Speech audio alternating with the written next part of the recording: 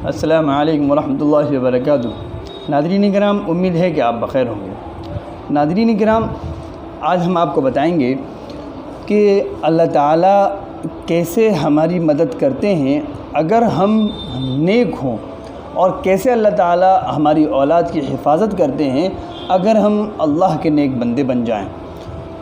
اگر ہم نیک اور صالح بن جائیں اور اچھا راستہ اور اچھا طریقہ اختیار کریں تو اللہ تعالیٰ ہماری بھی حفاظت کرتے ہیں اور ہماری نسلوں کی بھی حفاظت کرتے ہیں۔ میں آپ کو اس ضمن میں ایک واقعہ بتاؤں گا کہ آپ سب حضرات نے حکیم لقمان کا نام سنا ہوگا۔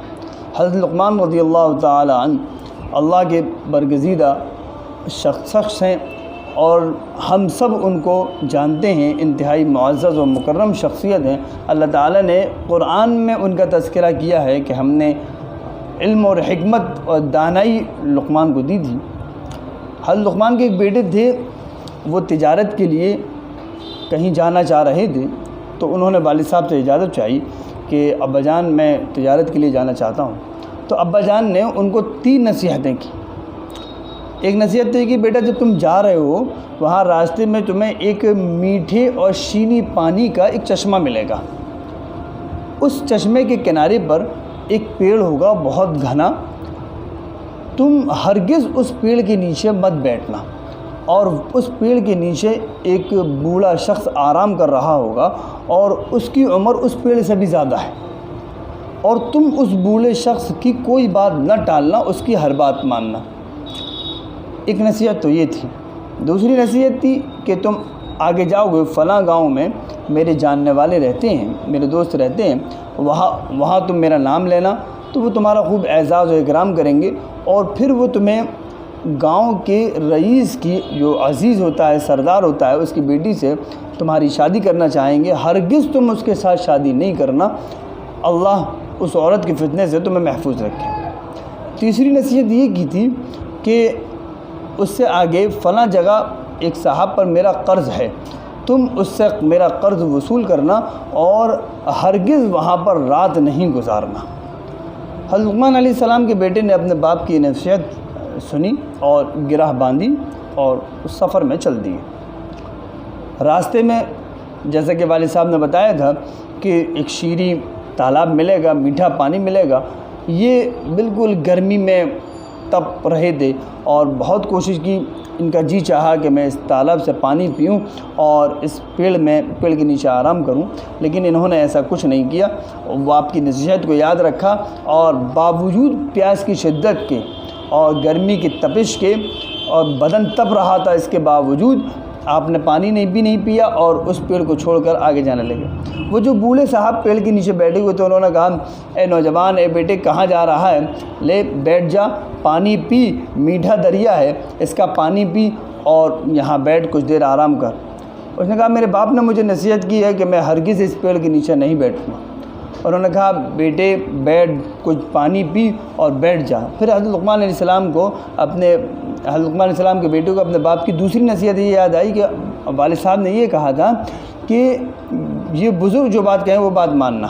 غرض انہوں نے یہ بات مان لی، ان کی بات مانی، پانی پیا، اور پانی پیتے ہی چونکہ وہ تھک چکے تھے اور اچھا پانی تھا، میٹھا پانی تھا، سایہ لینے کے لیے جیسی درخت کے نیچے بیٹھے فوراً سو گئے، نیند آ گئی۔ یہ بزرگ جاگتے رہے۔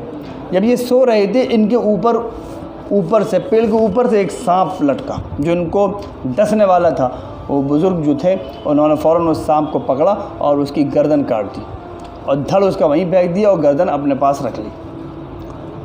وہ جب بیدار ہوئے، تھکاوٹ کم ہوئی، بیدار ہونے کے بعد انہوں نے دیکھا سانپ مرا ہوا ہے، تو انہوں نے کہا یہ کیسا ہوا؟ تو انہوں نے سارا واقعہ بتا دیا۔ غرض انہوں نے کہا، میں تجارت کے لیے فلاں گاؤں جانا چاہتا ہوں، میں وہاں جا رہا ہوں۔ آگے کے لیے جیسے ہی رخت سفر باندھا تو ان بزرگ نے کہا، میں بھی تمہارے ساتھ چلوں؟ انہوں نے کہا، بالکل چلیے آپ۔ یہ بھی ساتھ میں چل دیے۔ جب اس گاؤں میں پہنچے تو انہوں نے کہا کہ میں لقمان کا بیٹا ہوں، تو ان گاؤں والوں نے بہت اعزاز اکرام کیا، دونوں کو اچھی طرح سے رکھا۔ چند دن گزرنے کے بعد جب تجارت میں کچھ فروغ ہوا اور وہاں تجارت شروع کی، تو چند دن گزرنے کے بعد انہوں نے کہا کہ ایسے ہم جو ہے وہ چاہتے ہیں کہ بڑی حسین و جمیل ہمارے یہاں ہمارے رئیس کی یعنی ہمارے جو چودھری صاحب ہیں گاؤں کے جو راجا ہیں ان کی بیٹی ہے، آپ اس سے شادی کر لیں۔ تو انہوں نے کہا، والد صاحب نے منع کیا تھا کہ شادی نہیں کرنی ہو، کہا نہیں میں شادی نہیں کروں گا۔ تو وہ بزرگ جو ساتھ میں تھے انہوں نے کہا، بیٹا جب اتنے ذمہ دار لوگ کہہ رہے ہیں شادی کرنے کی تو شادی کر لو۔ اب انہوں نے کہا، والد صاحب نے کہا تھا شادی نہیں کرنا، یہ کہہ رہے ہیں ان کی بات بھی نہیں ٹالنا، لہذا وہ شادی کے لیے راضی ہو گئے۔ اب جب نکاح ہوگا تو نکاح ہوتے ہی ایک نوجوان لڑکا آیا اور کہتا ہے حضرت لقمان کی بیٹی سے کہ آپ نے کس عورت سے شادی کر لی؟ یہ عورت اب تک 9 شوہر مار چکی، یعنی شب زباف میں شادی کے بعد نکاح کے بعد جب میاں بیوی خلوت میں ہوتے ہیں اس وقت یہ قتل کر دیتی ہے، اب تک 9 قتل کر چکی ہے اور 10 میں تم۔ اب یہ بڑا پریشان، یہ تو میں نے واقعی میں غلط فیصلہ کیا، اب کیا کیا جائے؟ اب یہ بڑے سر جھکائے رنجیدہ بیٹھے ہوئے تھے۔ وہ بزرگ آئے، کہتے ہیں کیا بات ہے بیٹا، بڑے پریشان؟ تو انہوں نے ساری بات بتا دی۔ میں نے کہا تو فکر نہ کر، جب تو خلوت میں جائے تو اس سے اپنی بیوی سے کہہ دیو کہ میں ابھی آ رہا ہوں، اور کچھ نہ کچھ عذر کر کے وہاں سے آ جائیو۔ یہ وہاں پہنچے، جب خلوت میں پہنچے بیوی آ گئی تو انہوں نے کہا میں جا رہا ہوں، ابھی آتا ہوں۔ اس نے بہت روکا، انہوں نے کہا میں ابھی قضائے حاجت سے فارغ ہو کے آتا ہوں۔ قضائے حاجت کا مطلب ضروری کام، میں اس کو کر کے آتا ہوں۔ بہرحال یہ باہر گئے اور جو ہے ان سے کہا، تو انہوں نے کہا ایک مٹی کے جو برتن ہوتے ہیں اس میں دہکتے ہوئے انگارے رکھ کے لاؤ۔ یہ لے کر آئے۔ جب انگارے لے کر آئے تو انہوں نے وہ جو سانپ کا جو سر اپنے پاس رکھ لیا تھا وہ اس میں ڈال دیا اور کہا کہ جا کر اپنی بیوی سے کہنا کہ اپنے بدن کو اس سے تپا، برہنہ ہو کر، یعنی سارے کپڑے نکال کر اپنے بدن کو اس کی آگ سے تپا۔